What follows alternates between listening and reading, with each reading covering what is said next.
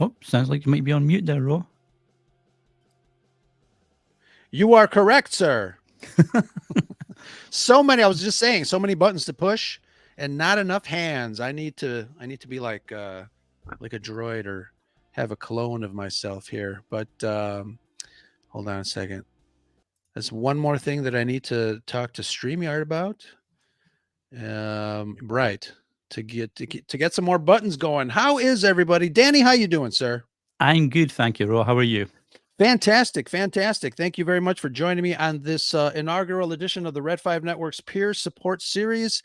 And usually we talk about nerdy stuff, but I think this time around tonight we're going to be talking a little bit more of a kind of a professional development sort of thing. And if you are joining us here, I am streaming this on the Scare of Scuttlebutt podcast YouTube as well as the Red 5 Network YouTube. And I'm trying Rumble for the first time. It's very confusing, but the more the merrier, as they say. How was your day today, Danny? My day was spent shoveling snow and blowing snow. We were in the Mm. middle of a massive snowstorm here in Canada, so that was me pretty much all day. Oh, that's too bad. But it is winter. I work in news, and we make a big deal about winter. But it's kind of funny. It's like, hey, Chicago, it's snowing in winter. No shit. Yeah. But excellent. Let's say hello to some people. We got some wonderful friends in the chat, like Danny. I'm for at. I know you meant I'm first. I think that's like the French Borat. Yes, we've got Andrew. Welcome, Andrew. Patrick is here. My good friend Ubaldo. How is it going? Ooh, the Dingus Den. Make sure you find him on the YouTubes and subscribe. Sudden but inevitable. Yes, sirree. Thank you guys for joining us. Let me come and scroll down here. My good friend Nicole. I bet you she's wearing Ewok ears. That's another story. Let's see who else is in here. Just want to say hello to everybody that has joined us on the YouTubes. Hold on a second here. Excellent. So, the Red 5 Network's peer support series, I know I've been talking about it for a while.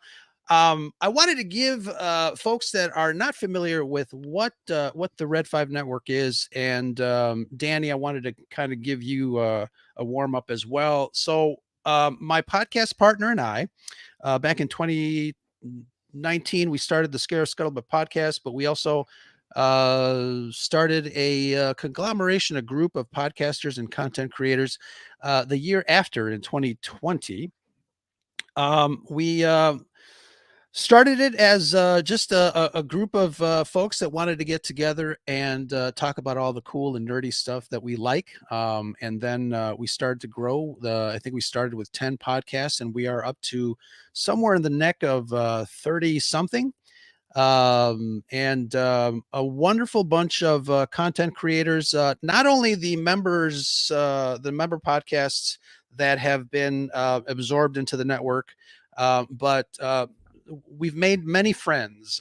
You see, usually when we post something, we do a little hashtag game. We are Red 5 family, or friends of the Red 5, and it's just a wonderful way to connect on Twitter, on social media. A wonderful way to share the likes, and obviously the movies, the nerds things that we love to watch and talk about, just like we did in school. Remember school when we used to talk about action figures and laser swords and spaceships and stuff like that?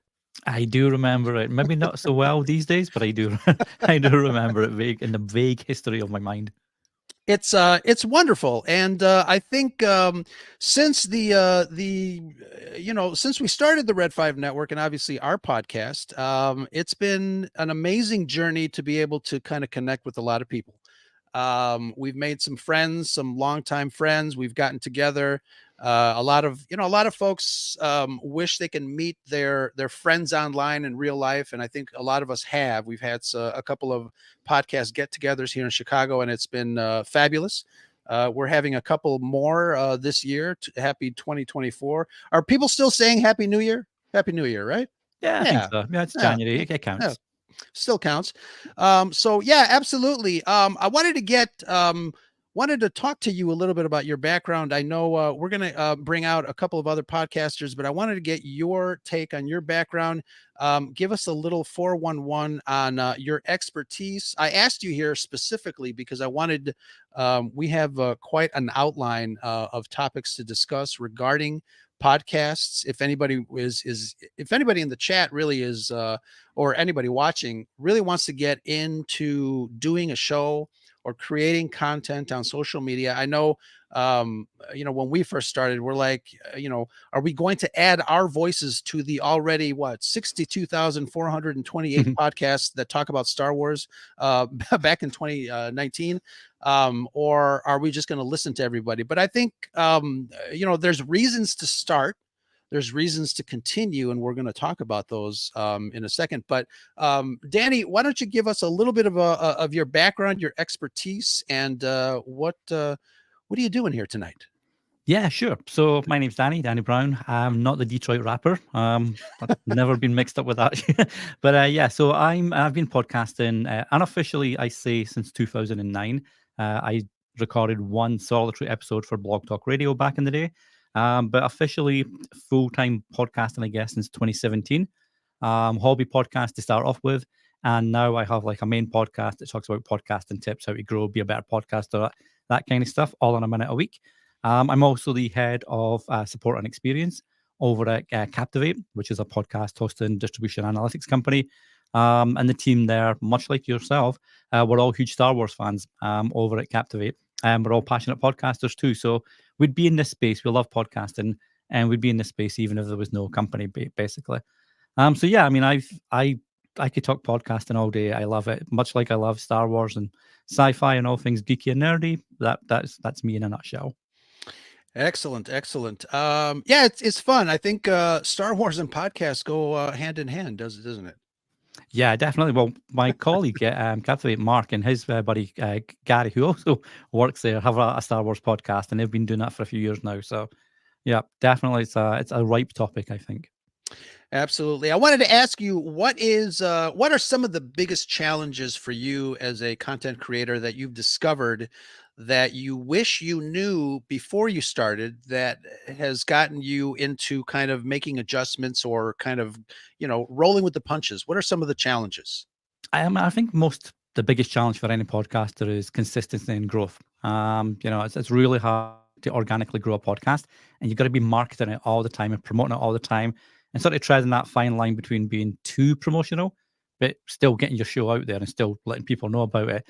And I think a lot of the times, a lot of podcasters have had maybe wrong advice, or maybe not so great advice, where it's like almost like Field of Dreams, build it and your listeners will come. And it's not quite like that. It's never quite like that. So I think definitely understanding how hard it is and how much work is required to consistently turn up and put content out, but then make sure that you're promoting and growing that, and identifying what's working, what's not working, so you can double down on what's working and ejecting what's not working, essentially. That's funny because there is kind of a thin line between, promoting aggressively and annoying the hell out of people. Yeah. I know every time I post a meme or post something, this, right before I hit the submit or the send button, I'm like, should I do this? Should I do this? And I'm like, fuck it, I'll do it. So, Yeah. but yeah, I mean, I think, with anything, you have to really work hard and hustle. There's a lot of us don't have a lot of extra time to sit on social media to be able to do this and kind of, I don't know, measure some sort of metrics. And we'll talk about what type of metrics we're using individually, and then what best case scenarios are. But yeah, I think if I had to choose one thing that I wish I knew beforehand, before I started the podcast here, I'm kind of a glass half full kind of guy. I think I'm glad to have found out how amazingly fun it is to connect with other people. I'm absolutely grateful for the audience that my podcast has generated, and the interaction that I have. That's the best thing. The fun part for me is the interaction between podcasts and between people that listen to all the shows. It's been an amazing ride, and hopefully, you can continue that sort of thing for a long time. Yeah, and that's like the validation that you get when someone tells you that your episode meant something or touched them or made them think of a memory they'd forgotten about. That's just whether you've got one listener or 10,000 listeners, that one piece of validation, that one piece of feedback and interaction makes it all worthwhile. Absolutely, absolutely. Just want to say another hello to some folks that joined us here. We've got Megan. Megan, what's up? Vader Girl 28. How you doing? Excellent, excellent. Thank you everybody for joining us here on tonight's show. Again, we are streaming on both the Red 5 Network YouTube and the Scarif Scuttlebutt Podcast YouTube. I'm also up on Rumble. If anybody wants to check that, I'm not sure if that's working, but we'll see what happens. Anyways, I want to bring out two podcast friends of mine that have their own shows, and really want to get into the weeds as far as best practices, some tips. We've got an outline that we kind of formulated, and I'm sure a lot of people in the chat have some wonderful questions. We'd love to kind of take questions from them, and then obviously if people are curious about starting a podcast or any questions for us, and Danny, obviously I'm going to take advantage of the fact that you are here with us, but we're going to bring them out after I push a couple of buttons and refill my my apple red ale and my Return of the Jedi glass. So we'll be right back.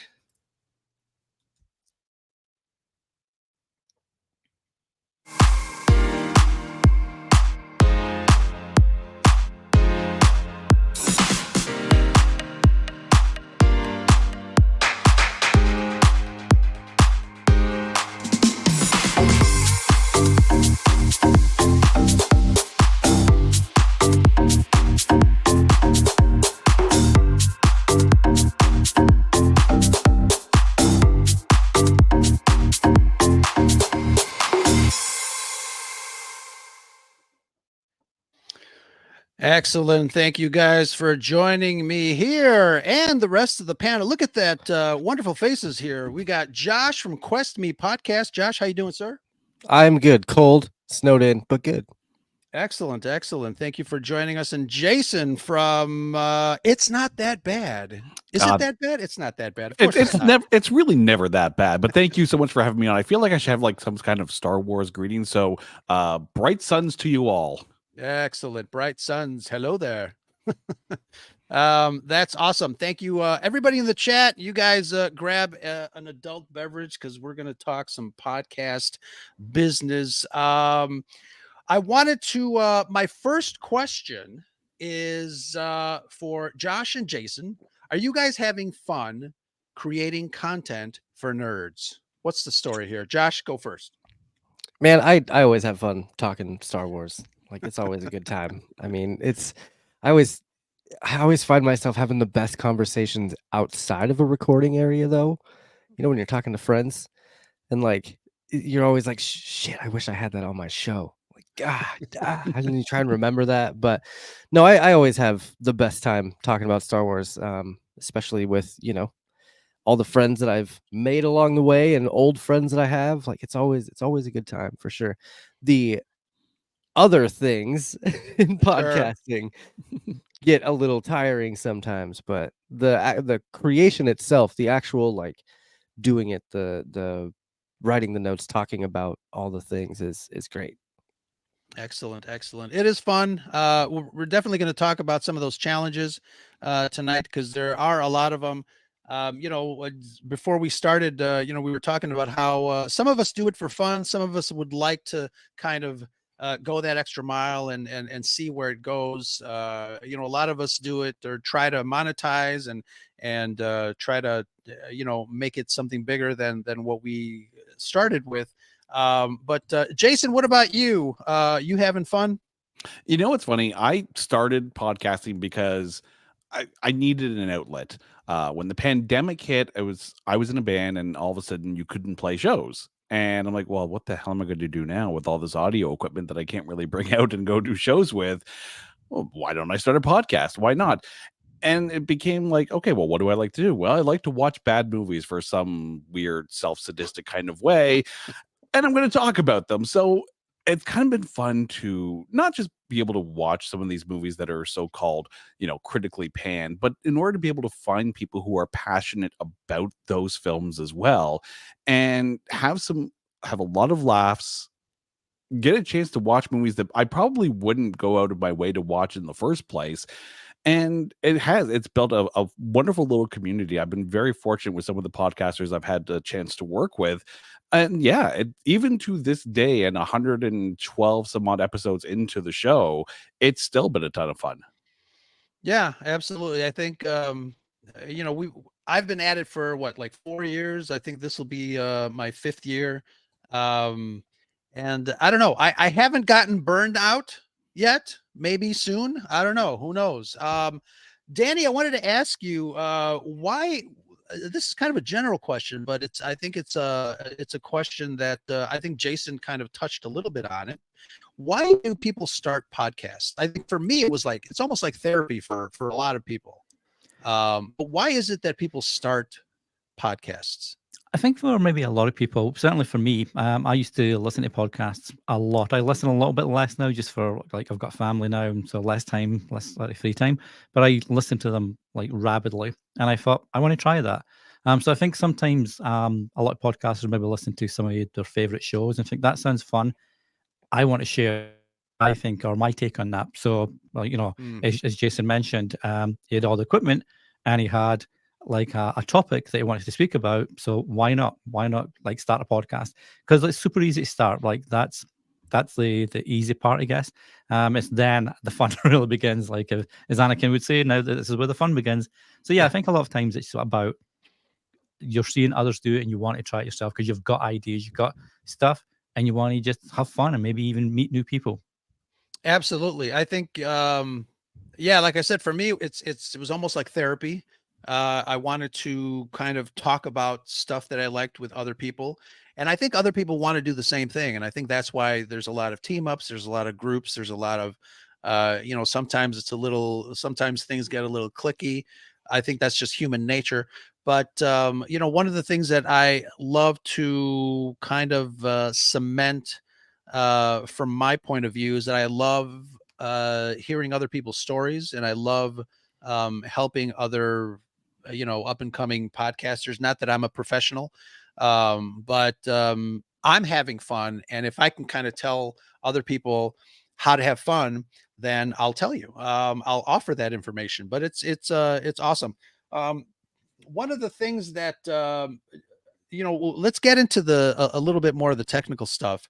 I wanted to ask both Josh and Jason, was there anything that you guys did first before you did your podcast? Were any preparations, any like new equipment that you bought?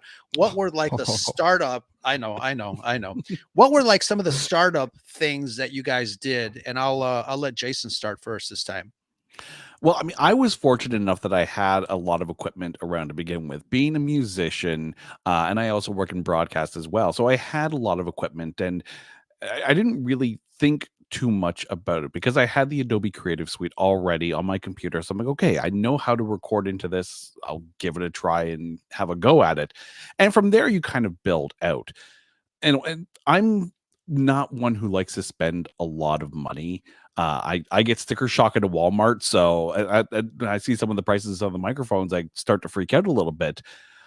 Luckily, I have the editing background in order to be able to sit there and say, "Hey, okay, I can make an inexpensive mic sound okay." The only time I ever really spent a decent chunk of money on any kind of equipment was when I bought my recording board, because it just made sense to have a board and have a couple different mics in there.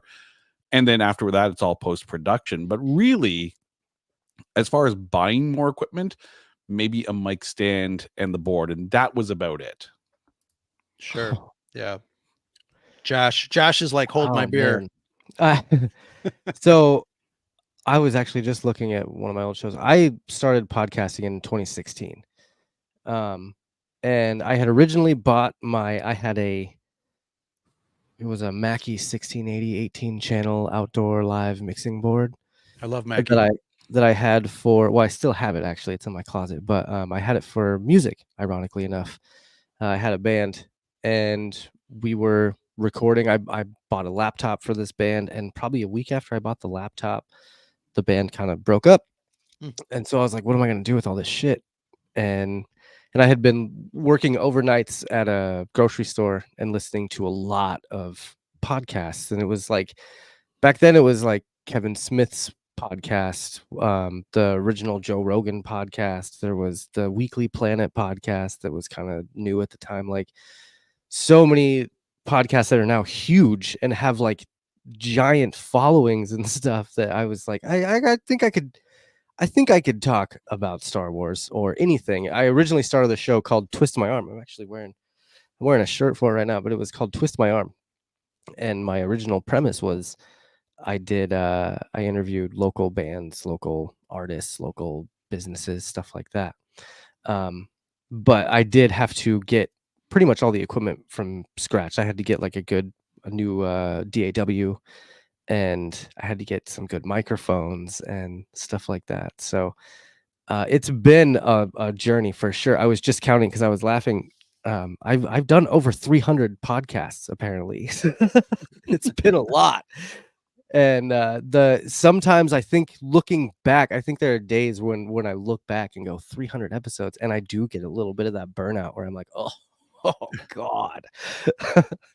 But I mean, all in all, I did have to get a lot of stuff to start this up. I had the band stuff, that like very minuscule band equipment, but then I ended up getting more stuff to do the actual podcast. So, and then over time, I went from a Mackie 18 channel to the Focusrite, 8i8 or whatever, and it's a learning thing. You start with something that's definitely not intended for podcasting. I Sure. ran 2 microphones out of this giant Mackie, and it was ridiculous to set it up. Actually, Sudden But Inevitable can attest to that, because he was on one of my first ever episodes, and he was like, "Do you really need that?" And I was like, "Well, I don't have any other way to record it, so." That's too funny. Yeah, I mean, technology is such a weird thing. I mean, for anybody that that's got a little gray in their beard, we've seen a lot of shit, when it comes to technology. Coming from the television broadcast world. I mean, I started a business in '94. The first camera that I bought was a $60,000. It was the same camera that George Lucas used on the prequels. It was a digital video camera from Panasonic, and that was like the first camera that the business bought. And now, I mean, you can go to Best Buy and get a camera and shoot something like the Creator for pennies on the dollar. So technology is definitely something that has kind of democratized the content creation platform. Danny, do you agree with that? What's your take on technology as a whole? Yeah, I think compared to like when Josh started out, like back in 2016, and even earlier than that, when you had to know servers and like how to code and how to upload an MP3 file with ID3 tags and all that crap, you basically had to be an engineer just to get an episode out the door. And then the likes of Anchor came along, made it super easy where you could record on your phone and upload that straight away, shove it out to Apple, Spotify, etc. And I think, Anchor gets a lot of bad press for whatever reason. I think that's just like a bit of bitterness from some of the OG crowd, I feel. But they definitely helped many podcasters get started by making it super easy. And I think the tech now, as you mentioned, just the interfaces, the mics are quality now. You don't have to spend a lot of money on equipment and still sound great. Because obviously, as you mentioned, you've got your editing skills. So I think tech-wise, there's a lot of tech out there that you don't need, and there's a lot of great tech out there that makes it super easy for you to get started and enjoy it. Absolutely. Yeah. Do you guys, Josh, you mentioned that you still have some of your old equipment. Do you guys have some of your very, very early equipment still, or is it in a recycle pile somewhere? I could bust out my whole original setup right now, and it would be trash, but it would work. I will admit that I burned out my original Behringer board that I had plugged into my old computer. The power supply started to go, and I was using that for work Teams meetings. And after a while, they're like, "There's a really nasty hum on your microphone." And I started listening to it. I'm like, "Oh, that does sound like shit. I should probably change that." That's too funny. Yeah. Channels 1 and 2 on my mixing board are definitely they have to be muted the whole time. That's too funny. Yeah, technology is definitely, something to think about.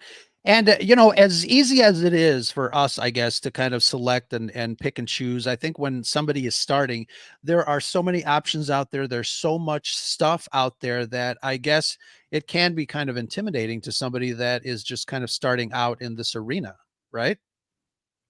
So many microphones, so many boards. What's the difference between mic level, line level, all the technical stuff that, sometimes I know, a lot of people just want to kind of get in there and just hit the record button and then, woo, I'm famous. But it definitely doesn't work like that, huh? No. Well, I think part of that too is not necessarily the equipment, because it's never really been about the cost of the equipment. I like to think that my microphone sounds okay. Um, I don't think anyone here would believe me if I told you it was a $40 microphone that I found on Amazon. But I think it's one of those things where it's when you're starting out, it shouldn't necessarily be about how much money can I spend to get the best like no one should be going out and buying a Rode NT1 to start their first ever podcast. Start record it on your phone. If that's the equipment that you have, do it, because the entire nature of podcasting really is tuning in and listening to conversations that make you feel like you're a part of the conversation. And I think that's also why we had a massive uptick in the number of podcasts during the pandemic, because Yeah. we could not go out and see people like we used to, or go to bars and hang out with our friends. We were looking for conversations that we could feel like we were being a part of. Podcasts provided that, and the ability to network like this. It didn't matter if you had a good microphone or a good recording board or whatever the case may be. It was the ability to listen to and feel like you're a part of that conversation. And I think it still is today. Yeah, absolutely. Absolutely. Let's talk about some of the key elements for a satisfying podcast experience. I know, there are a lot of pitfalls, a lot of dark corners in this alley we call podcasting. But Josh, I wanted to ask you specifically, what are some of the things that you have learned from day one, from your first episode to your 300th episode? What are some of the cool, the happy moments, the good moments? I think my favorite learning experience was when I realized that SoundCloud was not made for podcasts. And you know what? I'm on SoundCloud. I've been on SoundCloud since day one, and only because it's familiar to me, and I'm too afraid to switch, because I've had some people say it's such a pain in the ass to kind of switch everything around, and I'm like, okay, I'll just leave it. If it ain't broke. Well, I'll tell you, when I made that switch, because it took me a minute too, because I was like, everything's on here, and I don't want to risk it. When I made that switch to, I use Transistor now for all of my podcasts, and it took maybe 5 days for everything to move from SoundCloud over to this new distribution site. And then they were pretty much on all the, Apple and Spotify and all that stuff very quickly. And that was my biggest thing with SoundCloud, is that was the only platform I could really put it on at the time. I think it sent it out maybe to Apple, maybe, I don't remember what other platforms it sent it to, but yeah, I just, it was such a huge relief to be like, oh my god, I'm on like 15 different avenues right now. Like, now I can promote this show the right way, because a lot of people don't have SoundCloud, and a lot of people don't like to use SoundCloud, and I found that out pretty quickly too, that everyone was like, oh, you got Spotify, what about Apple? So Yeah. that was probably my favorite learning experience. Was like, oh, it was super easy to just move everything over. Yeah. Jason, what about you? Well, when I started my first podcast, and Josh, you'll probably remember this because I was actually a guest on Twist My Arm when I was doing Made You a Mixtape, right? Right. Oh, see, It- so long ago. it's the reunion we always needed. Oh, that's so I was funny. originally on Podbean because my initial thing when I was doing research as far as a podcast hosting site was, and really all boiled down to was how much is this going to cost me? I didn't mind putting money into a hobby. It's like I just wanted to be able to get the best bang for the buck, Mhm. at least, and be able to get out there. And Podbean was good, but then I realized that okay, and we'll get a little bit more into why Made You a Mixtape stopped a little bit later on. But then when I started, it's not that bad. I'm like, okay, I can put it on Anchor for free and still get it on Mhm. as many platforms as possible. So Is why am I paying this much to Podbean when I could just be on Anchor? And you know, that's the easy way to go about it. And then really, I was on Anchor for the longest time until I eventually got picked up by Pantheon Podcast Network and then got moved over to their system. So, but Anchor really was for the podcast that I'm doing now, the starting point, and it took some of that initial cost out of it, which made it a little bit more fun because there wasn't that weight of making the money that you put into your podcast hosting service actually mean something. right. Is Anchor still around? Oh, it's still around now that it's called Okay. Spotify for podcasters, but Oh, because it got picked up by Spotify, but it's still there and still accessible for people who want to put something up there for free. gotcha. Yeah, I mean that's another aspect of the technical that people are always asking is like, where do I put the podcast, or where do I host? What does that even mean? There's a ton of things to think about before you even pick up the microphone and record. Danny, I want to ask you, we can get this section of the conversation going. Motivation. When we talked a little bit about burnout, obviously some of us have more than a couple of hundred episodes in the can, different shows, different topics and things like that. And we keep churning the content day in and day out. But sometimes we get to a point where, we just don't feel like recording. We don't feel like doing it. There are obviously a lot of factors that go into, um, what I guess what constitutes the motivation, self-motivation a lot of times, but there are other factors out there that affect our own enjoyment, our own motivation. Why don't you talk a little bit about some of those factors, and specifically, I mean, sometimes the fact that there might be the wrong people around us, maybe, or some other factors. What do you think? Yeah, it's funny. I did an episode recently about pod fade, which is this very topic, and I think that a lot of the time, as you mentioned, you have to go back and ask yourself, why did I start podcasting? Why did I start on this journey? Because we do get distracted. We might look at downloads and say they're not as high as I want it to be. I've only got one spot. I have zero sponsors, and you might want sponsors. Nobody's leaving me reviews. It's like all the sort of not superficial. I'm not going to say superficial, but it's stuff that's maybe not quite as important as the actual enjoyment part, and making sure that you still want to podcast, because once you lose that, if you keep plowing through that, your audience is going to start hearing that in your show. You put less time in editing, so you'll cut corners, or you won't be listening to guests that you have on, so now you're asking them a question that's got nothing to do with what they just spoke about.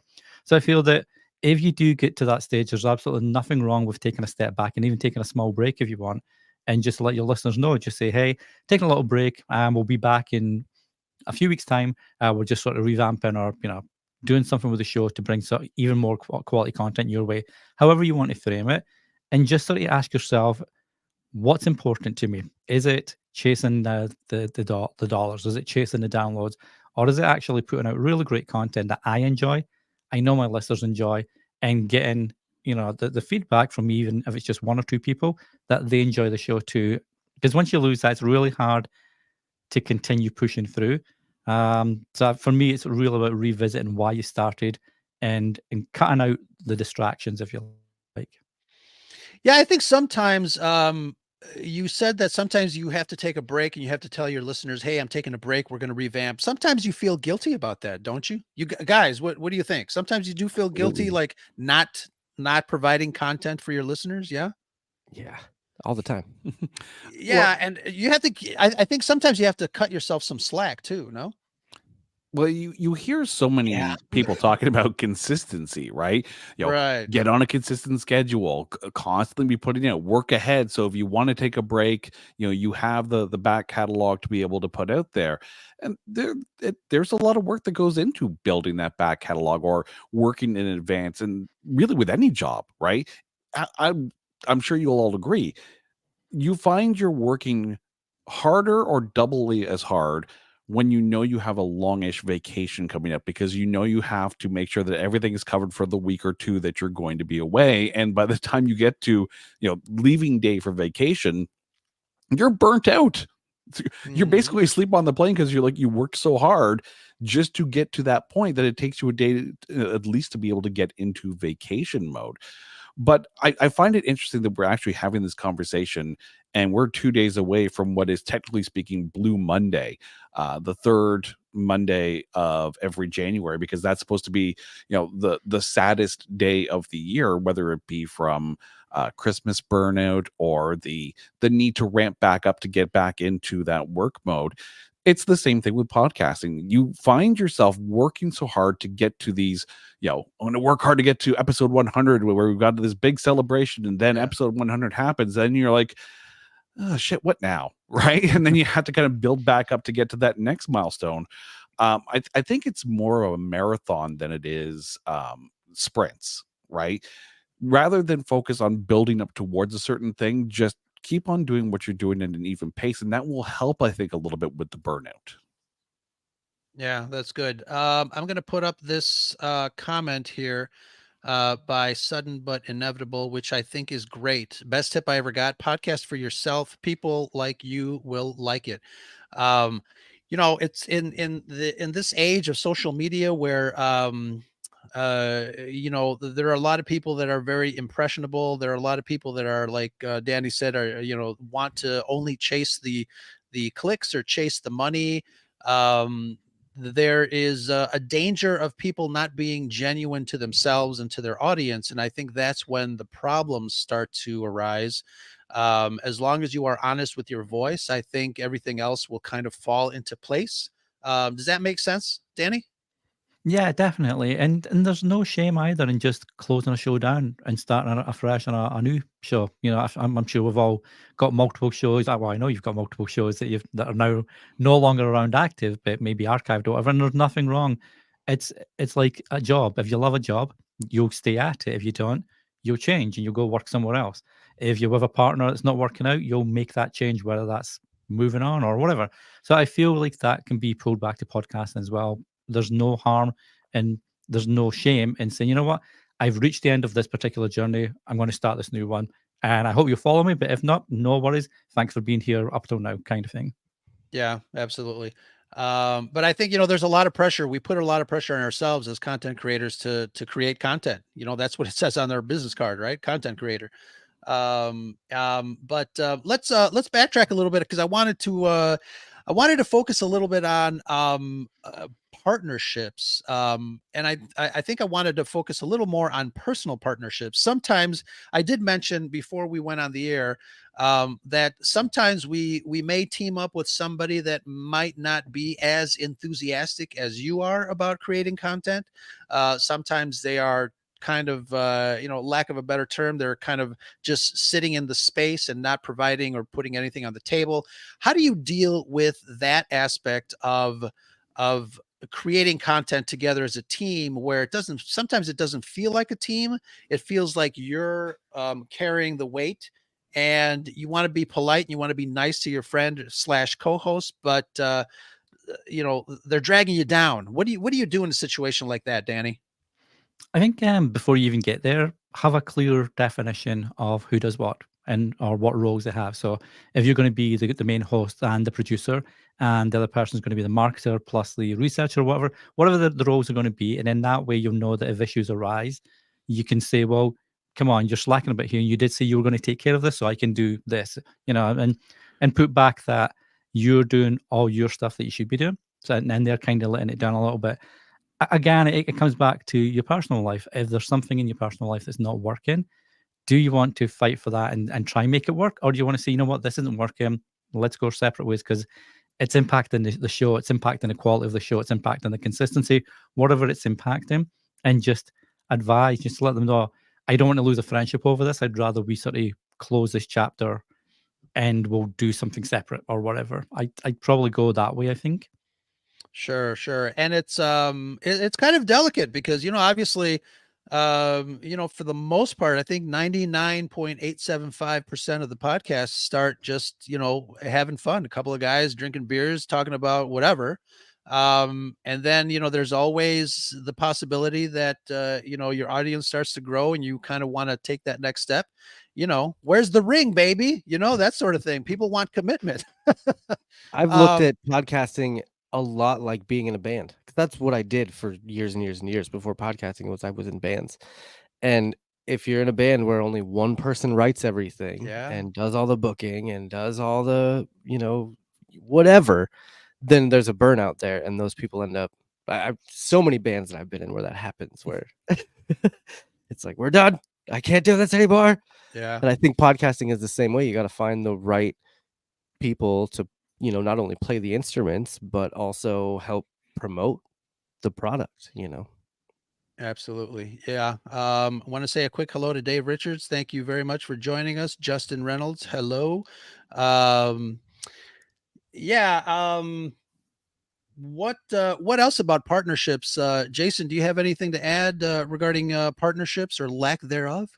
Well, it's interesting because every podcast, aside from one that I started, has been very much me driving the bus on everything. I produce, I edit, I promote, pretty much everything except for one, and that was with a buddy of mine, and we had a good solid year, but it was just one of those things where life just got busy, and we it wasn't that anyone was pulling their own weight. It was actually a very equal partnership in that show. That was the Just Another Nerd show, but we just both got busy at the same time, and it's like we can't continue the schedule that we wanted to keep. And it's funny because someone in the chat had actually mentioned that sometimes something happens out there because we were talking a lot of nerd stuff as well. Sometimes something would happen and you have that urge to want to comment on it immediately, so your episode is very timely, but schedules get in the way. And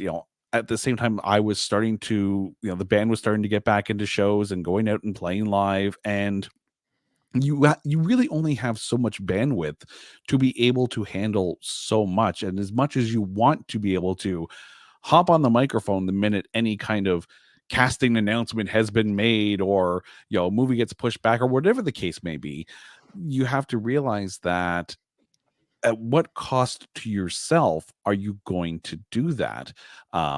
It's okay to be a day or two behind the story, so long as it's not affecting you too much, I think. But as someone who is primarily a solo producer, I rely on the guests who come on. The very first episode of It's Not That Bad, I recorded it as a solo show just to get it out there, just to start it and see if the format worked. And I've been very fortunate enough to be able to have guests come on every single episode since then. And then I've never had the need to go back to doing a solo show, because I've been fortunate enough to have a wide swath of guests that have always been able to come back on. And my wife chimes in and helps out a lot. She guests on a lot of shows. And I think that's one of the big things here too, is that having that home support network, someone who's backing you up and says, no, you can do this. You got this. It's all good. We all have busy home lives. We all have things on the go that happen when we're not on the microphone and when we're not putting podcasts out. If you have that positive support network behind you, then you have that extra gas in the tank in order to be able to go further. Absolutely. And I think that's, I want to say that is one of the biggest reasons I started the Red 5 Network, to be able to support other content creators. Crystal, what's up? How you doing? Um, and a lot of, we're in a chat group, we're on Twitter, we're talking to each other, we're saying good morning, here's some coffee pictures, whatever, all that stuff. But I think, the fact that that people need that support is huge, and I don't think a lot of people um think about that consciously. They just go out, they work in a bubble. And I think um, when Brad and I first did our first kind of a team up with another podcast, the science, Andrew and Marisha from the Science Fictionary podcast, we did kind of a crossover show. It was a 2-part show. We talked about Princess Leia on our show, and then we concluded it on their show, just to kind of get some intermixing going on with our audiences. And uh, being new in the podcast arena, I hadn't seen that from any of the other podcasts that I was listening to.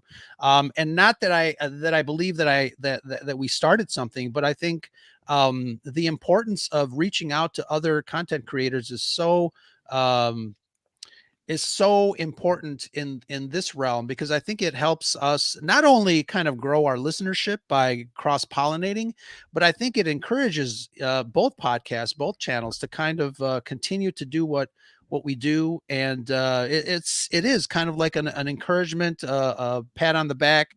You guys are doing great. Let's team up again. And I think that helps a lot. I don't think enough podcasters do that for the most part. I wanted to talk a little bit about, I've got this in the notes, creating your reality. I think when we get in front of the microphone, again, sometimes we kind of broadcast or stream in a bubble, and we don't realize that other people are listening to us, whether it's, watching us live on YouTube now, or next week, somebody's watching this stream and taking notes. Hopefully, that would be really cool.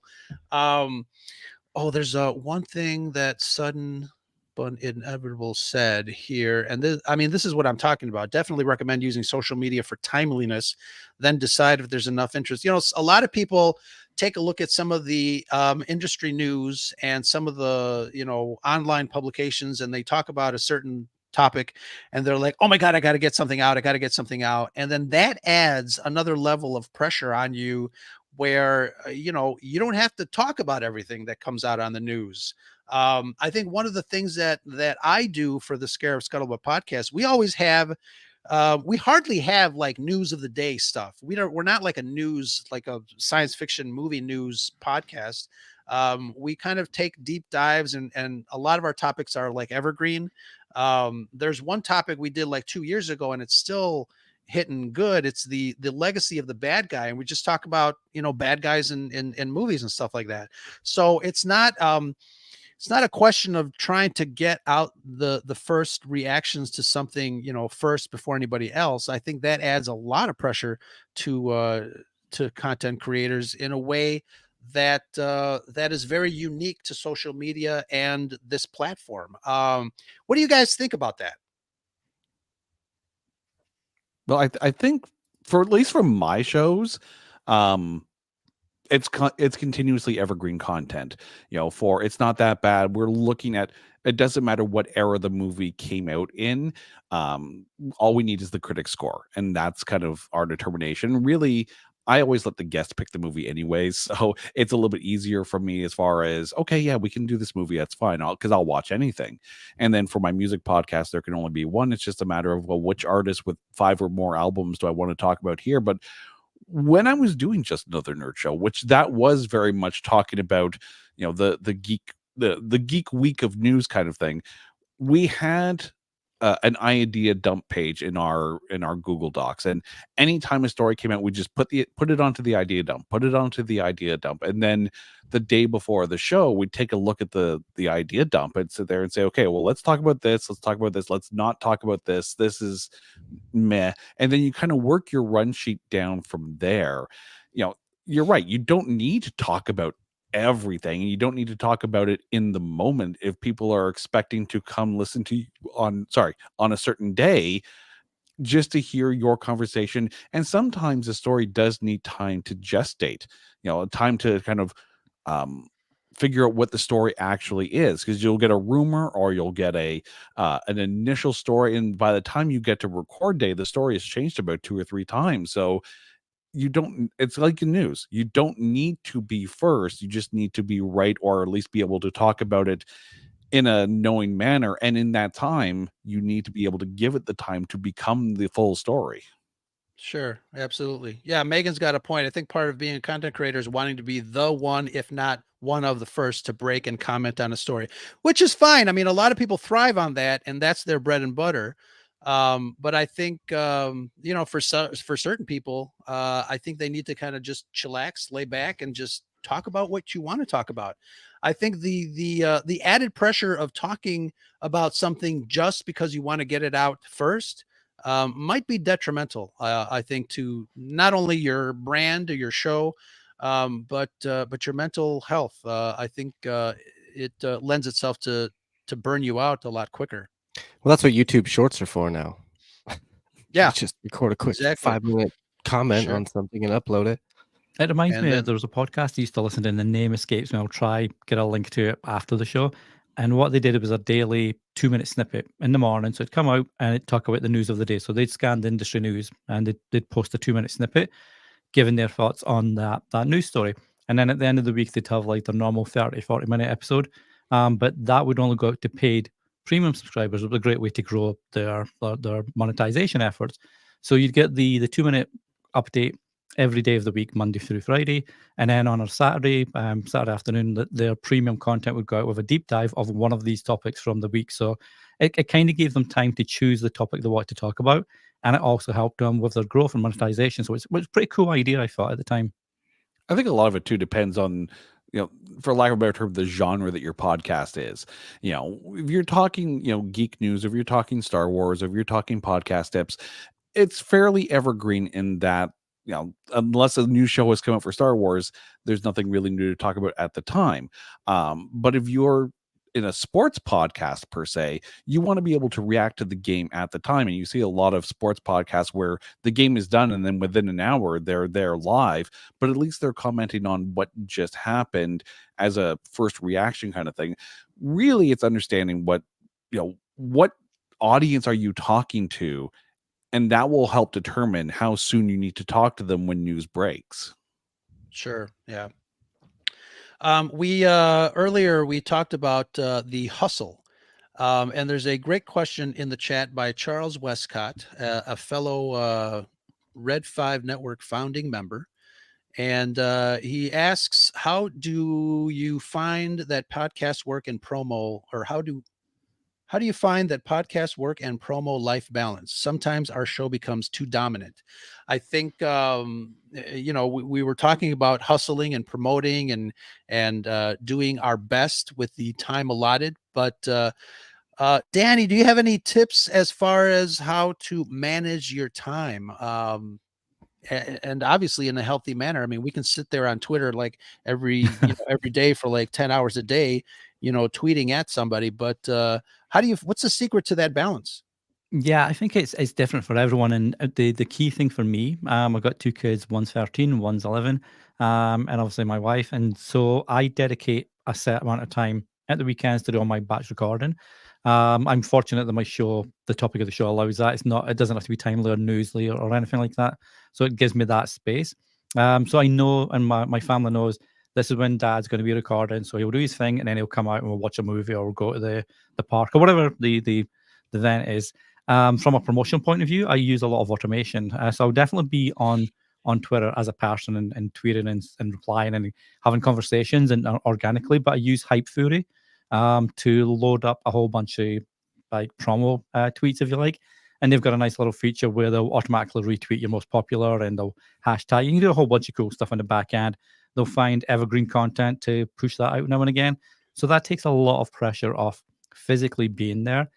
And it allows me to be there for replies and be a human on a one-to-one with someone online as opposed to just pushing stuff out. So that's kind of where I kind of drop on that. Sure. Yeah. Josh, what about you? How do you balance life and podcast? I mean, with Quest Me nowadays, I only do episodes when a new Star Wars show's out. For the most part, I have a couple fillers here and there. We're doing like some legacy books and stuff like that. But it with Twist My Arm, it got to be a lot, like a lot, because it was just me doing everything. And so Mhm. when Quest Me started coming around, I was like, I kind of like this more seasonal aspect, and whatever Star Wars show comes out, we'll cover it no matter what it is. But that's the the flip side of that is my show is pretty dependent on those. And so Mm. like this next year, there's not a lot coming out for Star Wars, so there's not going to be a lot going on with Quest Me. Not saying that that's how, I mean, I would like to do other stuff, but again, it just gets to be so much that I found a good way of, for 8 weeks out of the year, it's go, go, go, go, go, and that's it. Instead of every week, every day, trying to promote something new, trying to book something new, trying to write a new story, trying to, it just got to be a lot. And Mhm. Jesse's point of the well-defined roles being something that helps with that pod life balance, like that's huge. I think when it comes to podcasting, is having, your set area to work with. And it's sometimes you find the right people to help with that, and Sure. sometimes it's just you running the train, and that train gets a little heavy sometimes. Yeah, absolutely. You have to, I think the definition of roles when it comes to a team like that is very important. I mean, you have to distribute the workload. Um, I'm kind of a control freak, so I do it all myself. I don't trust anybody, unfortunately. But That's a curse. that's another story. Um, Jason, what about you? I think, at least in my sense, I rely on, hashtags and discoverability tools as much as humanly possible. Mhm. I try not to be on social media too much, because the reason I got into podcasting was to have those conversations, to have that fun, and to have a creative outlet.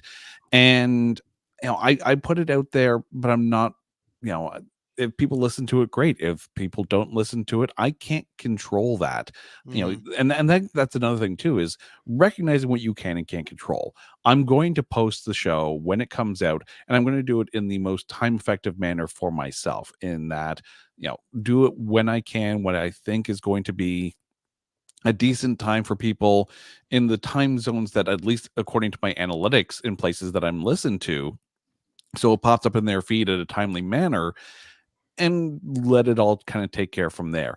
Um, One of the hardest things, I think, is that, when you have, and I had this a lot on my first podcast, is that, you'd have a guest come on, and conversation goes good, and the podcast goes well, and you put it out there, and you pump it out as much as you can, uh, and it doesn't get retweeted by anybody. And again, that's nothing that you can control.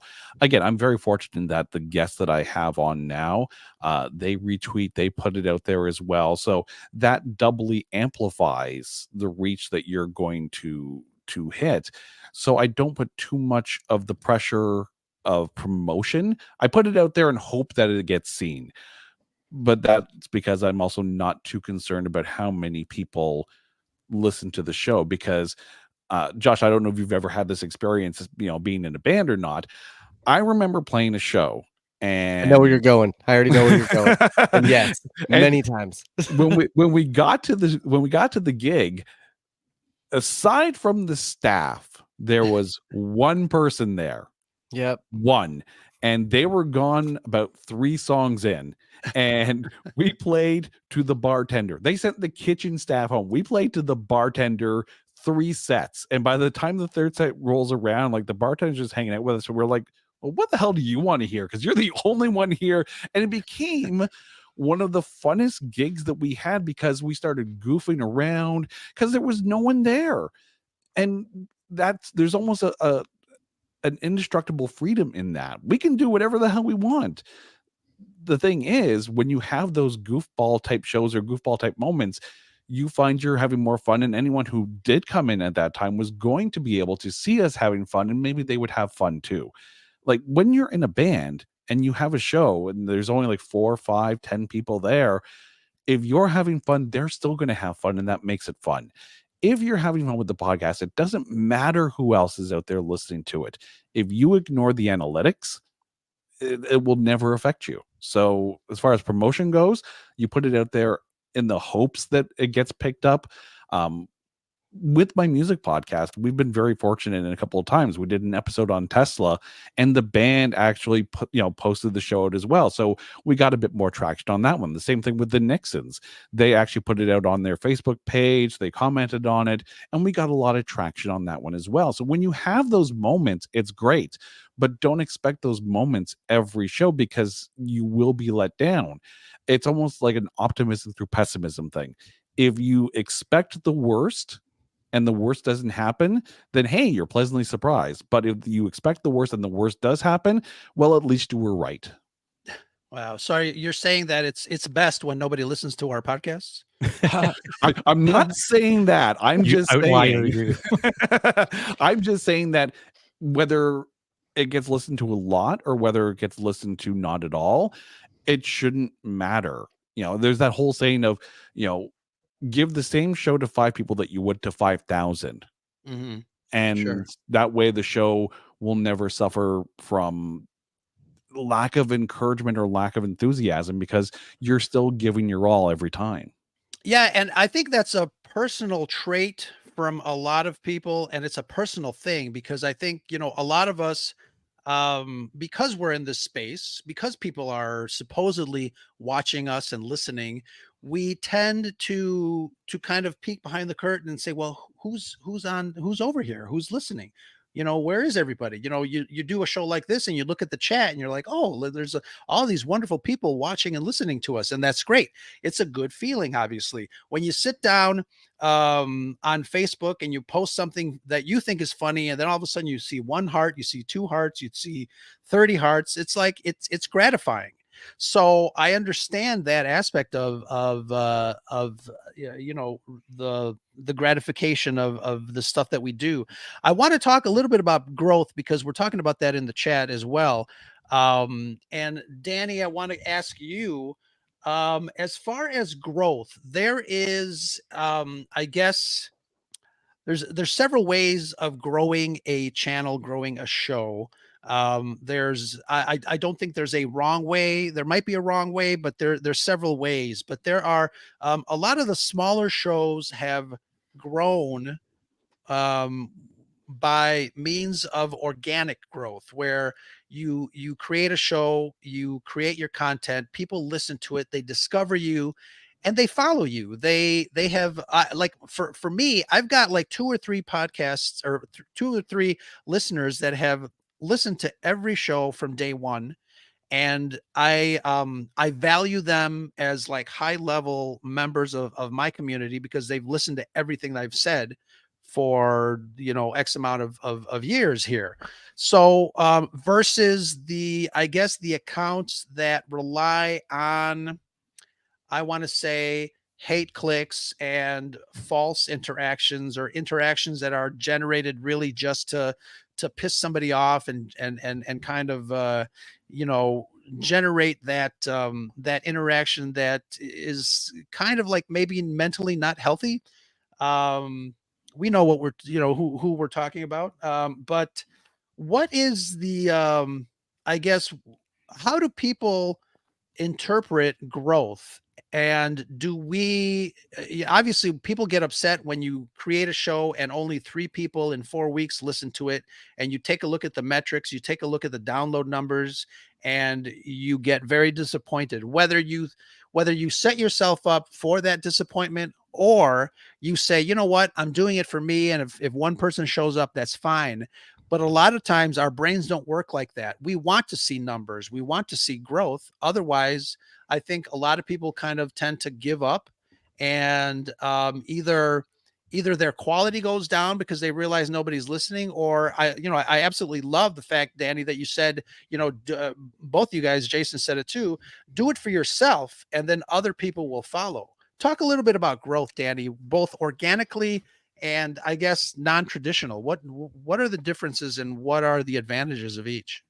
Yeah, well, you could talk about this a whole other show, just on its own. I mean, obviously, you want to set out from start what growth and success looks like for you, because it might be downloads. It might just be the fact that you've published an episode, you've published a show, and now you've got people actually listening. It might be that you're using it for your business or an online course, whatever. So set out your stall as to what success looks like, and then how you're going to achieve that. So be consistent. I know there's been people in the chat, and we've mentioned it on here. Consistency is important. It's why the most successful TV shows are successful, because everybody knows that at 9 o'clock on a Friday, say Seinfeld's going to be on, whatever the channel Seinfeld was on at the time. So if people were expecting your episode to come out on a Monday morning at 7 a.m., make sure it's ready for them on a Monday morning at 7 a.m. That's when it's scheduled to go out, because people get comfortable knowing that, hey, Jason or Josh's show is going to be out today. I better make sure I've got the radio on in the car, or the Apple on in the car, and listen back on whatever. So make sure you're consistently delivering what you promise to deliver, because that will help with your growth, and people will start to trust that you're going to turn up, so they'll recommend it to their trusted circles that they think will enjoy the show. Analytics do help a lot, because you can tell what's working, what's not working, and then tweak your content based on that. So if you do an hour show and you're finding that people are dropping off at 40 minutes, why? Is it because you're less entertaining then? Is it too long? Is your call to action, not brought on in time, like midway through or whatever? So really look at the analytics that you can get. And there's a whole bunch of great options, from podcast hosting companies to Podcast Connect, Chartable, stuff like that. Really look at that and tweak what works, and understand why did that work, and then take that to your other episodes and maybe tweak them, and tweak your approach, tweak your interviewing skills, tweak your speaking skills. That's a great thing with podcasting. It helps you be a better speaker, hopefully, as well. So tweak all that stuff. And just ask people, hey, I have a call to action on my podcast that instead of asking for reviews, because reviews are great, but they're basically they're puff social proof, if you like. I ask people to recommend the show to their friends and other podcasters that might enjoy the topics. And I found that to be a good call to action. It's helped me get additional growth, from other podcast listeners and other podcasters. Non-traditional, I don't know. I mean, like QR code, a lot of people put the QR code down. But the QR code's really ideal, because the QR code, most people use podcast apps to listen to podcasts, whether it's Apple, Spotify, Good Pods, whatever the app is. So they're on their phone. So you've already got them on their phone with an app installed on their phone. So if you've got a QR code, you got to scan that or take a screenshot with your phone, link that to the app, link it to Apple, link it to Spotify, or get a smart link instead that opens up whatever app is based on their operating system. So if I'm on iPhone, it'll open up Apple Podcasts. If I'm on Google Android, it might open Spotify or Google Podcasts or whatever. So just like little things that are a bit different. I've seen, I don't know if you guys get the Pod News newsletter from James Cridland, and he has a little section now and again, podcast advertising in the wild. And it's basically where they've seen flyers, stickers, like billboards even, advertising podcasts. And it's a different way, because it makes you stop and think, oh, okay, I'll check that out later or whatever. So I guess that's a really shortened, abridged version, I guess, of some growth ideas, or what you can do for growth. Yeah, and I cut my marketing experience with my video production business, because we shoot a lot of television commercials. We do a lot of marketing for other companies, and I think those traditional methods for me are easy, because I own the equipment. I can produce a spot. I can design a graphic, whatever. And I think billboards was one of the things that I was experimenting with to be able to have some billboards in my area, to help promote stuff. But somebody, I think Crystal put up a question. I'm going to put it up. I think consistency is more to it than a time slot. I think it's more about consistency, a quality, tone, and information. I wanted to talk a little bit about this, because there are a lot of podcasts out there that start as one thing, and you see them on social media. They'll talk about, Marvel Comics, and all their stuff is Marvel Comics. So then you start to get an audience that really jives with your message, your brand. And then all of a sudden you start tweeting about politics or religion and all that stuff on that Marvel Comics account, and people start moving away from that because you have stepped outside of your of your sandbox. How important is it to be consistent with your tone and your information when it comes from your podcast channel account on social media? Yeah, Who wants to tackle? 100%. Anybody want to distill that topic? Well, I mean, I know with some of the movies that we cover, occasionally you come across a film where it's got an actor or it's produced by a certain producer, and history has not looked kindly upon them as a person. They may have been arrested, they may have done horrible things in their life that it makes people take a look at Kevin Spacey, for argument's sake, right? Let's just put a name to it, right? Right. On our show, we actually make a point of saying we don't want to talk about the reality of this person. We are literally talking about a fictional character. To the same token as well, if we were to, for lack of a better example, if we were to do a music episode on Ted Nugent, right? I'm not going to talk about his podcast or his the way he presents himself on social media today. We would literally just talk about the songs, because you can disagree with someone and yet still like the art, and you can actually separate the two. And to the same token as well, the thing with social media is that there are some who use it as a way to just anger vent and put it out there, and then it becomes this bigger snowballing conversation that always dissolves into something that there's a reason why they call it doom scrolling, because you get caught up in it. And I personally don't want any of that. Like, I pride myself on being a fairly happy person who just happens to like watching really horrible movies. That's what I want my level of conversation to be at. And I think, you take a look at someone like Russell Brand. His YouTube channel started as very yogic centric and very mindfulness, and then went straight into tinfoil hattery. And it gathered some new audience, but it also probably lost some of the original audience that were there for him when he was in a very mindfulness state. And yeah, it can turn people against you. It can also attract an audience that maybe you wanted in the first place, but that's dependent on you. And if you're going to make that turn, don't just do a hard right, at least signal first before you start to do that turn. Because if people want off that bus, let them have the ability to get off that bus. But if they're going to stay with you because they value your opinion, then that's a different story. I think if you are going to make such a drastic change from your original, for lack of a better term, mandate, signal the intention first so people aren't caught off guard. Sure. Josh? I with Twist My Arm, we did everything. We talked about everything. There was it was too much. And I think especially with like social media stuff, I don't think, like, personally, like, I just wanted to do a podcast, it was just so much fun to do a podcast. And I was all inspired by these other shows that had done basically segment style newscasts about different Marvel, Star Wars, Star Trek, everything. So like music was in there. I mean, there was all sorts of stuff that I feel like once I realized that Star Wars is like my bag and I can talk about that like way more than I can talk about, say, I don't know, some random local band. I mean, that's when I kind of started steering into just doing a Star Wars podcast. And that show has garnered more views than Twist My Arm did. And I think it's because we've stayed in our lane, I guess. Now, Star Wars is a very broad spectrum. There's all sorts of things. There's books, there's movies, you could talk about the music of Star Wars, you could talk about the video games.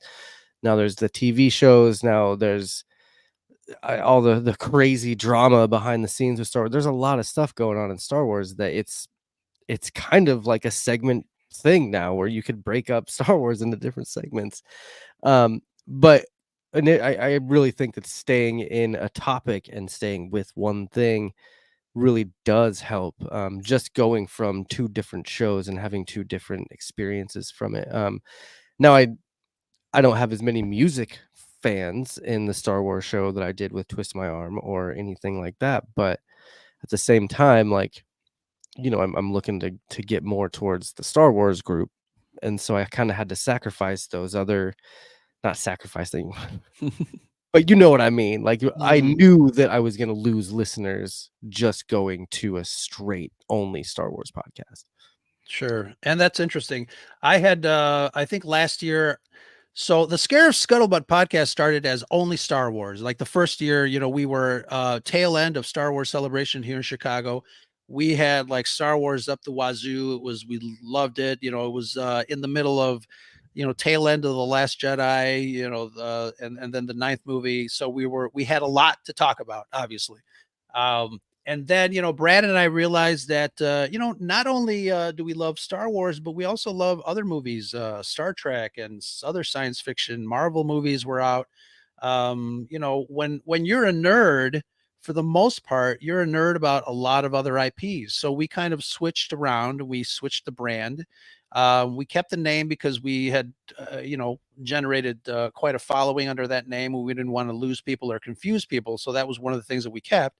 But obviously we're heavy Star Wars. We're a heavy Star Wars podcast, but we talk about everything nerdy and geeky because it's what we love. I had posted a quiz, not a quiz, a poll.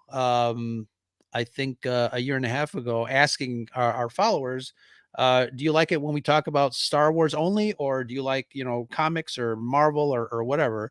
And out of everybody that participated, it was like 87% Star Wars.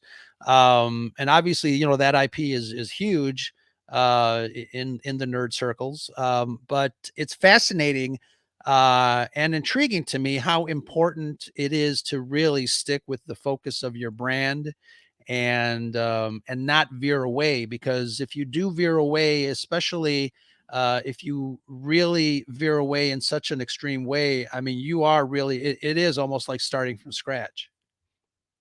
I think there's something to be said about, you know, every podcast should have not necessarily a mission statement, but a mandate, right? Yes, right. But keeping that mandate as broad as humanly possible, so you do have the wiggle room. we were just talking exactly about different genres or whatever. Like Danny does podcast tips, right?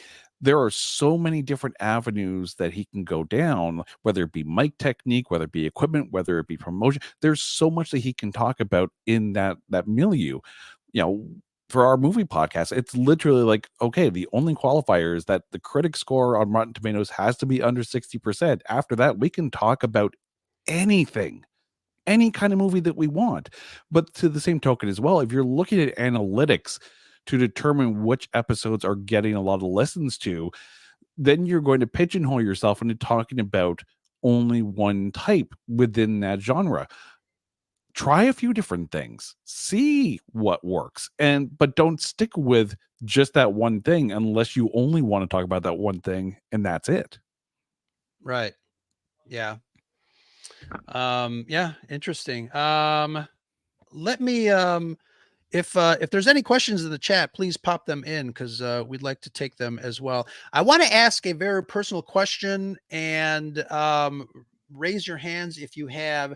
Has anybody had so much burnout that they are seriously thinking of just closing the door, locking it all up, selling your stuff, you're done? Or has anything kind of persuaded you to kind of hang in there when it comes to creating content? Anybody, any show of hands there? I get that at least once a month. How do you get out of that? Because I think it's something that as content creators, I think we probably all face sooner or later. I think, for me, I get on that adrenaline high when I'm planning, when I'm reaching out to folks, I'm sending out notes, we're recording, we're in that moment. We say goodbye, and then I start editing. And a lot of people hate editing. It's kind of a tedious thing. Editing is by profession is one of the things that I do, so I enjoy it. I enjoy hearing, people's reactions to the work that I put into it. So it's a lot of fun there. But then after it's released, I'm like, now what? Right. And then you do got kind of it's almost like falling off a bike. You have to get back on the bike because you got to start next week's show. If you don't have one in the can, kind of, recycling. But how do you get out of that cycle of burnout, burn in, giving up, not giving up? Like, what keeps you going, Josh? I mean, I think a lot of it has to do with being in bands, and like we were talking about earlier, the playing to rooms of one or no people and like screaming into a void. It's kind of like releasing a podcast sometimes, where it's like, here you go, one person listen to it, and I think it's knowing that I've played shows that had one person, I've played shows that had 2,000 people, and like it's I've been on tours, I've done cool things with that because of working hard and working towards it and continuing to move forward. So I think a lot of that is, like, for instance, I one big thing that right now especially is I got the opportunity to go to Comic-Con last year, and be on a panel and stuff, and that was really fun, and it was something that, like, oh man, I It can do energizes this. you, right? Yes, absolutely. Yes.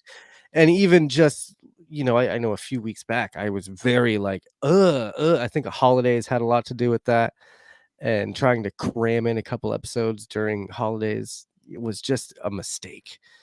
And after kind of venting for a minute to not only Twitter but also to my girlfriend, I kind of remembered, like, oh, I actually have a lot of fun doing this, and there have been some really cool things that have come out of this. I've met some really cool people, and had some really good times. So in a way, it's like, all right, just take a step back, take a breath, sit your quarter. I'm a quarter Puerto Rican, so I get a little fiery sometimes. Like, it all comes from my mom's side, and I get very like, I start like kind of seeing red, and I'm like, all right, Josh, step back and like just remember that there are you remember why you do this, and it's to have fun and to talk about things that you love, and to to do that. So to be able to have the opportunity to do that, is incredible. And I kind of try to remind myself that there are people out there that don't have the opportunity to do podcasts, and don't have the friends to talk about the nerdy stuff that we want to talk about. So a lot of it just it's me slapping myself in the face. I mean, like, get your shit together. Cold water on your face. Yeah, exactly. Yeah. Yeah, and I think that goes a long way. Actually, I just got a message from one of the people that follows me, and it was a really nice message. And again, it's so weird because you create your shows and you release them out in the wild, and after they've left your nest, you don't know where it goes. You don't know who's listening to you. You have X amount of followers, and you're like, I wonder if this guy listens. I wonder if she listens. But you never know, because nobody says, hey, I listen to you, but they react to you. And then when you get that opportunity that somebody actually messages you and gives you like a nice, and this is besides reviews, because I think reviews are nice, but it's hard to get people to actually go to their favorite podcasts and write something up and then hit the 5 stars and do all that stuff officially. But it's nice when you get a random message saying, hey, I enjoyed your show, I like this, I like that. And that's another reminder of, oh wow, people must actually like what we're doing here. And I think that not a lot of I guess importance is put on that gratification of or the realization that other people are actually enjoying your stuff, because you're like, oh, okay, I'm enjoying the stuff, I see some numbers coming up here, but sometimes we cloud our own judgment, and we trick ourselves into believing that maybe nobody is listening at all. And it's a shame, because I think, as you guys have been on for quite a number of years, and I'm sure people are listening to all of us. It's interesting. Well, I think part of it too is, not being too hard on yourself.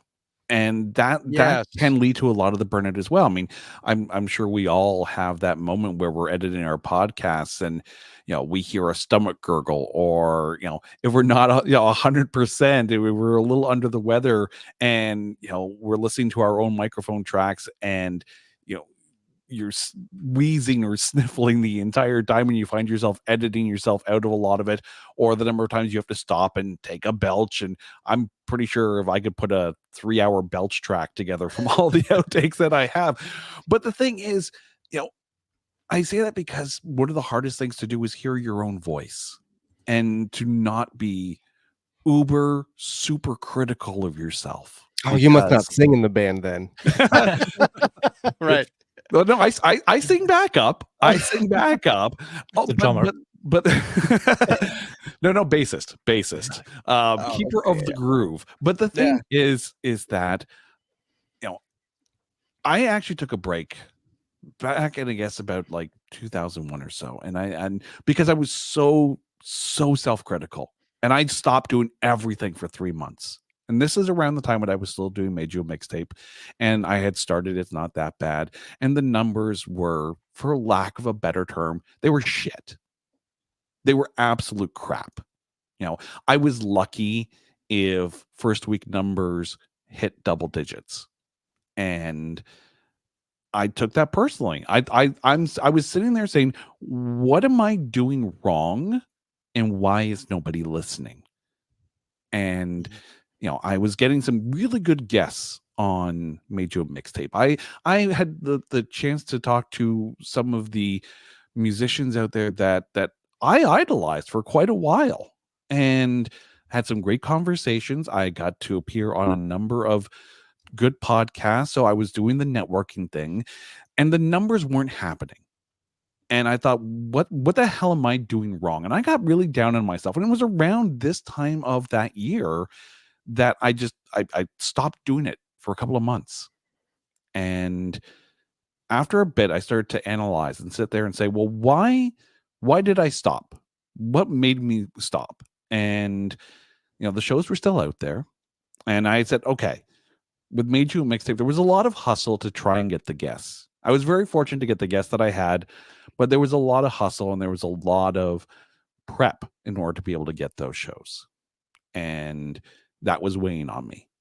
At the same time, I started the movie podcast, and I was enjoying that one. That one was fun, right? There was still a lot of work and a lot of prep and a lot of script writing and a lot of note taking, but it was fun. And so I analyzed and said, okay, I'm going to keep going with this one, and I'm going to good night Made You a Mixtape. It's still out there for someone to watch on YouTube if anyone ever wanted to. It's a good show. I enjoyed it. I liked that show. It was fun, right? Yeah. But the thing is, the amount of work that I put into it took the enjoyment out of it for me. And there were times when, I had a really great guest on, and afterwards I'm like, I really hope I didn't sound like an absolute tool talking to this person, because I felt like I was out of my league.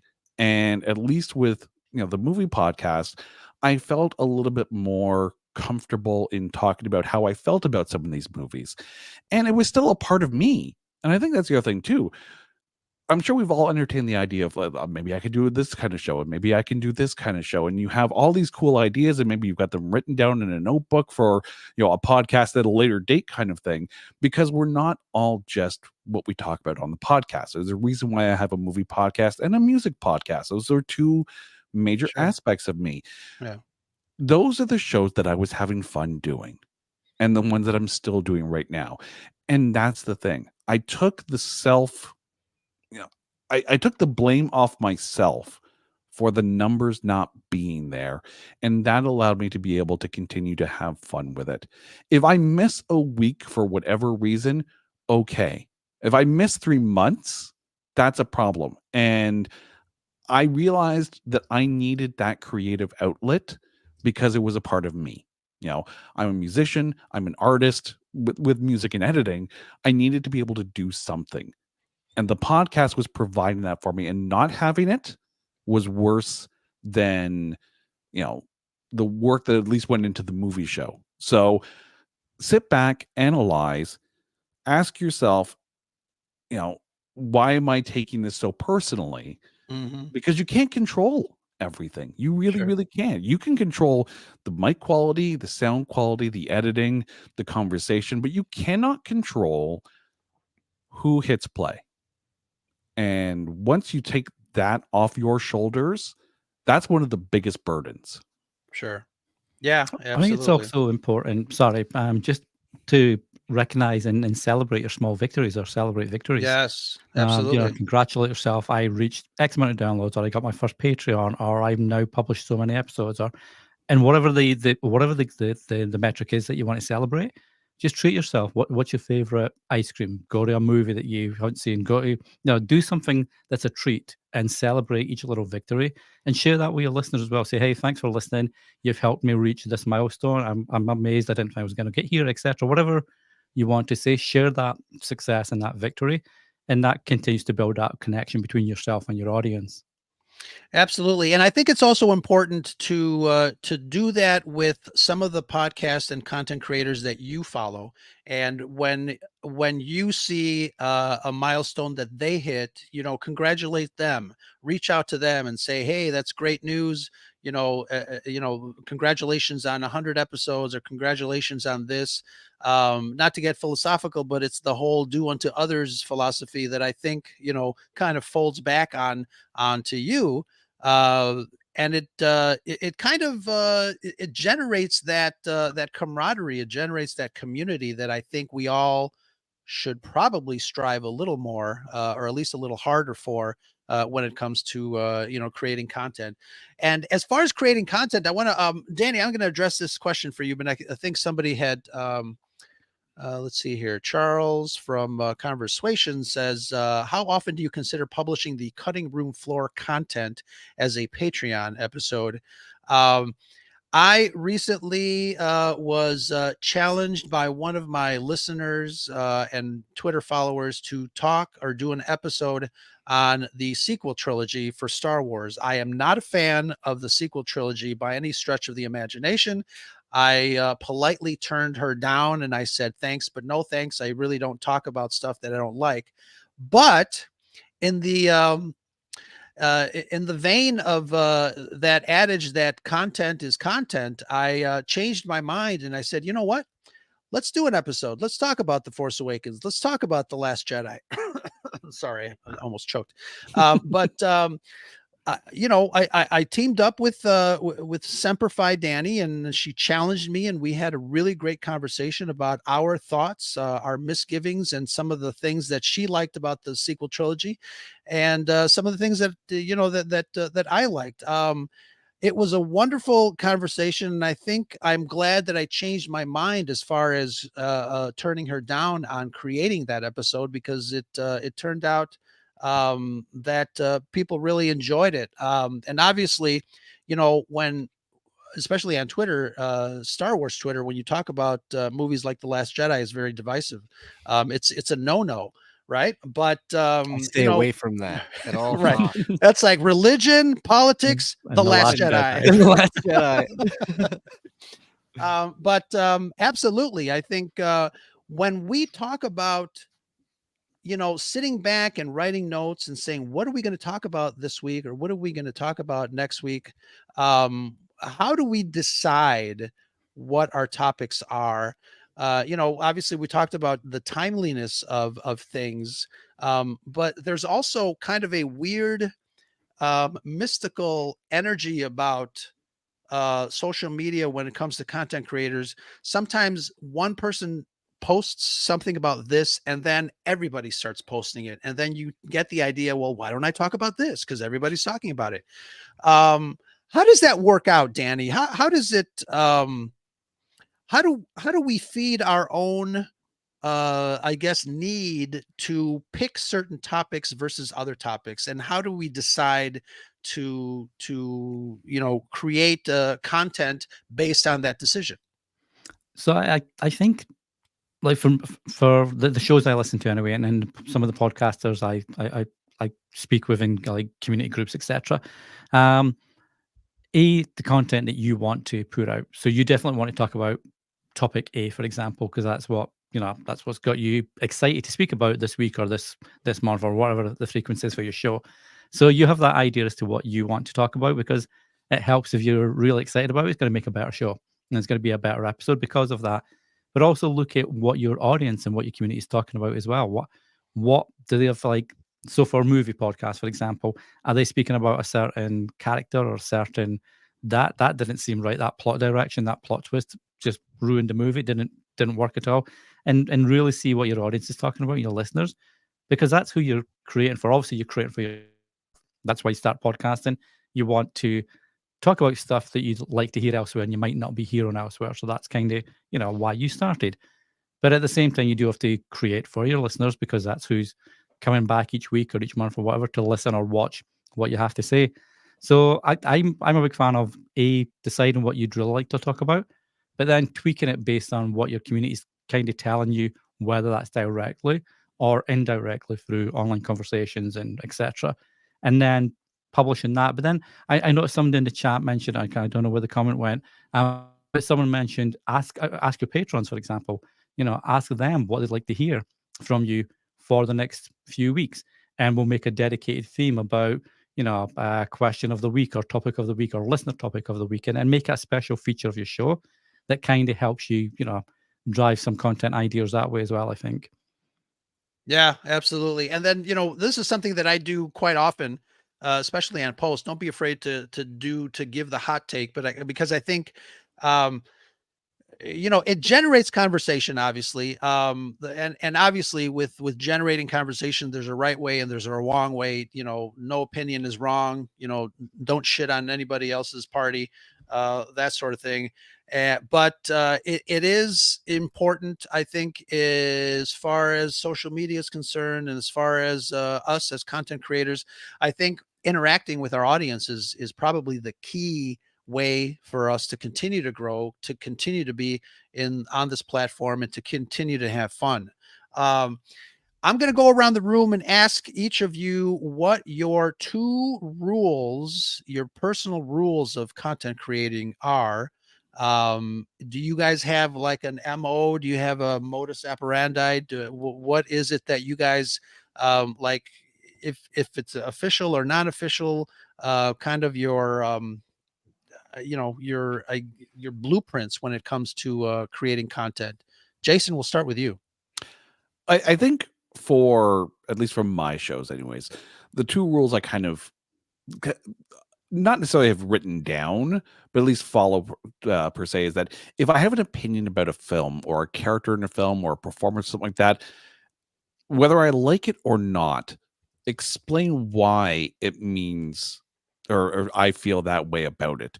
You hear sometimes people will say, "Oh, this movie is crap." Well, why? Why did you think it was crap? Don't just sit there and regurgitate the mass opinion, because people are listening to your show. They're listening to it because of you. They're listening to it because of your opinions, your personality, your insight into certain things. So if you relate to it, be open with it, about how you relate to that aspect of the film. The other thing too is that recognizing that, at least for what we cover, someone out there is going to like it, and for someone else, they're not going to like it, and their opinion, both those opinions are valid. You're not sitting there trying to give the final word on anything. You're just an opinion, and everyone else is entitled to their opinion, and no one is right or no one is wrong when it comes to those personal opinions. You can put yours out there, you can understand other people's opinions, you can agree and disagree, and that is perfectly fine. No gatekeeping, no hard stances on anything. Go into it with an open mind, and you might actually be surprised as you encounter it with that open mind. But sometimes you also have to watch the room, and that never goes well. But it's true. Like, if you go into it with understanding that someone out there wants to watch this or wants to hear you talk about it, it's because it means something to them, and they want to know how it feels to you. So just kind of like that open personal communication with your opinions. Sure. Yeah, absolutely. I'm going to skip up to Danny. And what are some of the golden rules that you implement when you are creating content and on the air? So I'm going to touch on something Jason said and sort of lean into that. I hate to lean into. That's a horrible phrase. I don't like it. But build on that, and I completely agree. And that's be your true self. I'm a big fan of like people come for the content, but they stay for the creator because there's content Wow. out there all over the place, and anybody can put the content out and talk about whatever. But it's the creator that gives it that little magic sparkle that has the listeners coming back each week or each month, etc. Obviously, the content's important, but so be your true self, and don't try and be someone else because you're looking at them and their perceived success, because not everybody's always as successful as they say they are when it comes to social or about podcasting and saying, well, I got 50,000 downloads. Did you really, though? So yeah, be your true self. And I think the other one is probably don't look at other creators in your space as competitors, but look at each other as opportunities for collaboration, because that's going to help you grow. Because if you've got 3 movie podcasters in the room, for example, and you talk about the same kind of the content, there's a pretty good chance that the listeners of one of your shows are going to want to listen to the other 2 shows and maybe enjoy that and stick with these shows, because each show gives that, going back to the creator stance, gives that little bit of difference between, Rose show and then Jason and then Josh. Each one's got their own different take on the same topic, which gives that nice sort of overall view of that one topic. And you'd mentioned, Ro, treat others like you want to be treated. That it comes down to that. If you can be a collaborator and a supporter, that's going to come back, and people's going to recommend you because you've been so supportive of them. Absolutely. Wonderful takes. I totally agree. Josh, what about you? I mean, I don't really have many rules per se, other than stick to the plan and stick to my guns. Yeah, You sure. know what I mean? Like, and that's basically just a shorter version of what Jason and Danny said. Like, Sure. make sure that you create the content that you want to create and continue to do it for you. And then also, I am a big supporter in other, bringing other people into the fold. I've always done that since Twist My Arm to now. I always love having, the from small podcasts to big podcasts, like anyone that wants to come hang out, I am always welcome to it. And I think my biggest thing is just to have fun, and something that I always have to remind myself, like, you're just doing this for fun. You have a job to make money and to pay your bills. Like, you're just doing this to have a good time and to enjoy the journey and to meet people along the way that have, similar minds. And I think that's the best part about podcasting and living in the age that we live in. It's so much easier to meet people than it Yes, was back when, back in school and stuff. Like, sure. so much easier to meet someone that loves Jar Jar. Exactly. Or The Last Jedi. Actually, if I can just jump on that, you mentioned something about, welcoming any kind of podcast on, whether it was big or small or whatever the case may be. And, for podcasters that are starting up, or or even been around for a while, just the ability to be invited on somebody else's show can actually mean a world of good. And I say this knowing that, Josh, having me on Twist My Arm actually helped validate what I was doing with Made You a Mixtape. And, I don't really talk about that at the time, but it actually, for me, as someone who was in the middle of my first podcast and just starting, it's not that bad at the time, made me feel like I was actually doing something right. That you were willing to give me the space on your show to talk about my show, that actually goes a long, long way. And you can do that with, with your show to other podcasters as well. That's where you build up the community. And Danny, you were saying too, like, treat other people like you want to be treated yourself. If your podcast is a welcoming space, then you'll be welcomed into their space, and everyone grows up together. Absolutely. As corny as it sounds, I mean, it's the truth. I think, we're all in it together. I think I have personally found some great support from some of the podcast community, Red 5 or not Red 5, and I think we've made a lot of friends. In that vein, as far as continuing to grow community, you guys are welcomed on the Scare Scuttlebutt podcast anytime, or here at the Red 5 Network.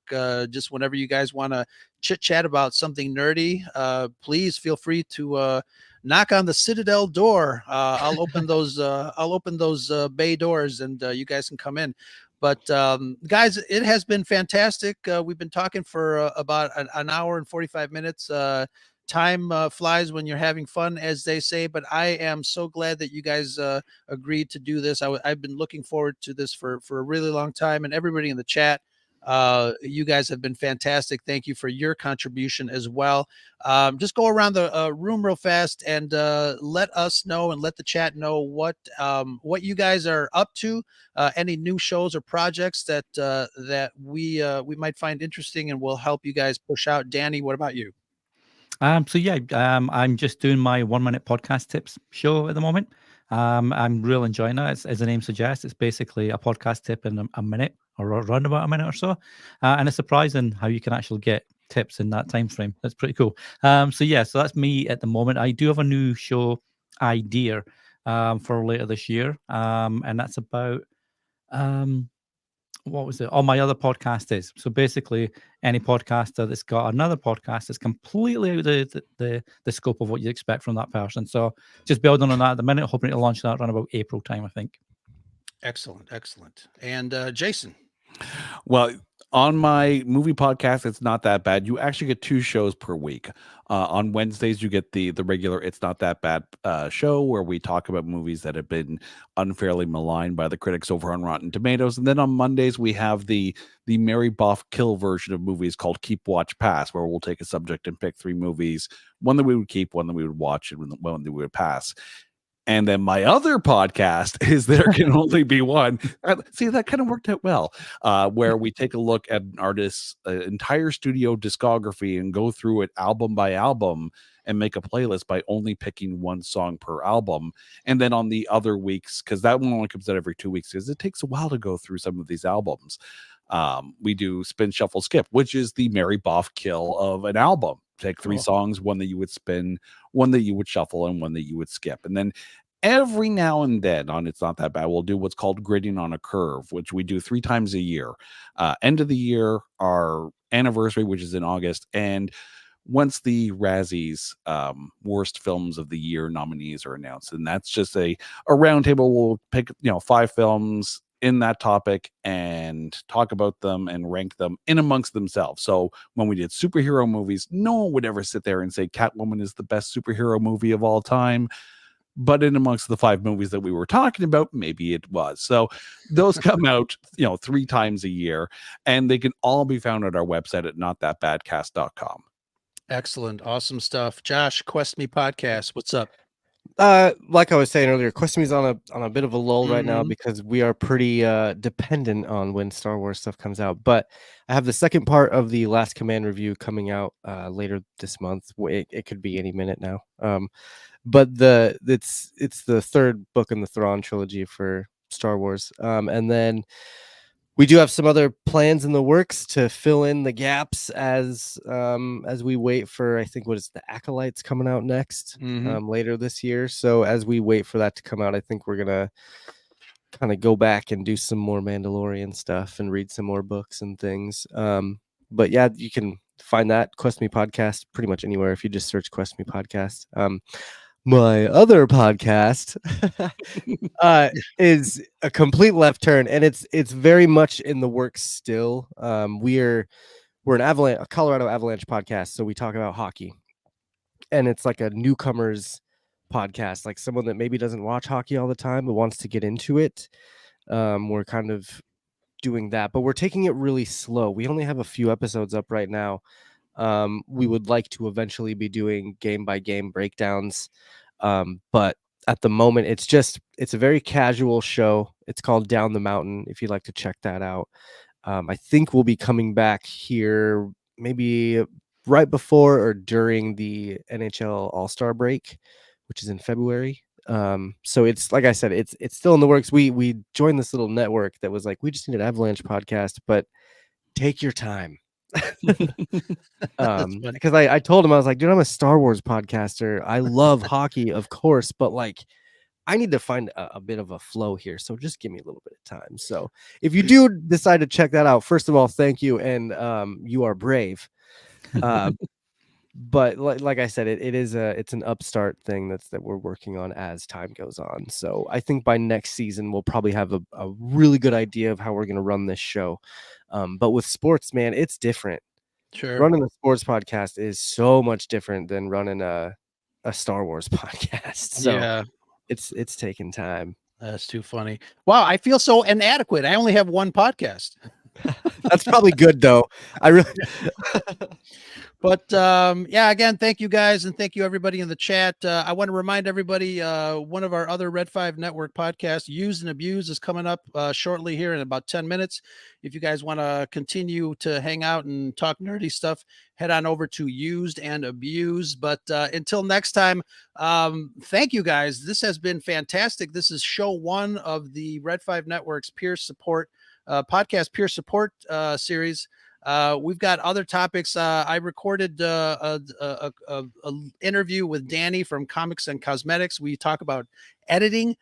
So I'll put that up real soon. I also talked about search engine optimization and all that wonderful back end stuff with Sean of Extra Techie, Extra Star Wars. So we'll be putting that up soon as well.